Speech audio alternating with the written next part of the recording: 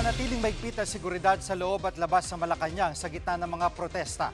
Live mula sa Liwasang Bonifacio sa Maynila, nangunguna sa balita si News 5 Transportation Correspondent Gerard de la Peña. Gerard, kumusta ang security sa palibot ng Malacanang at sa sa Maynila?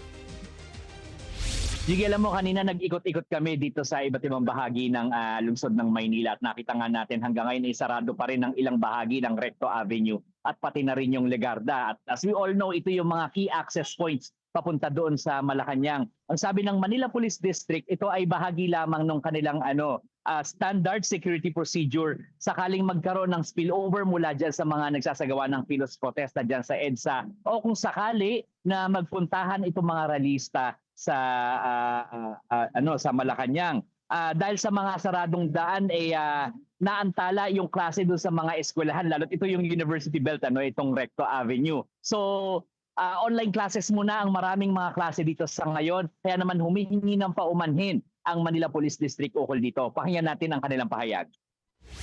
Yun ang hinihingi natin ng pangunawa sa ating mga kababayan. At alam natin na maraming maapektuhan pag nagsasarado tayo ng mga kalsada dito sa lungsod ng Maynila. Sa atin lang, ito ay ginagawa ng natin for security reason na nakaatang sa atin yung pagbibigay ng seguridad at pagbimintina ng present order. Gigi, bukod doon sa mga lugar na nabanggit ko, hanggang ngayon ay sarado pa rin ang Ayala Bridge. Kanina nakita natin meron doon mga concrete barriers na meron mga barbed wire. So hanggang ngayon ay hindi pa rin nakakadaan ang mga sasakyan dyan sa tulay na yan. Gigi. May rally pa rin ba dyan sa Maynila?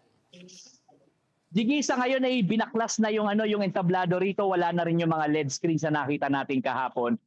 Kaninang umaga, naabutan pa natin yung yung isang grupong nandito na nagsagawa ng programa, nagkaroon ng pagtitipon-tipon dito. At karamihan sa kanila ay galing pa sa Batangas. Yung iba dito nagpalipas ng gabi, yung iba ay fresh from Batangas. Talagang lumuwas sila ng madaling araw para makarating dito. At ang sabi nila, ayon sa isang nakausap natin, kaya sila nagpunta dito ay panawagan daw ito sa mga leader ng bansa na unahin ang pagseserbisyo sa bayan.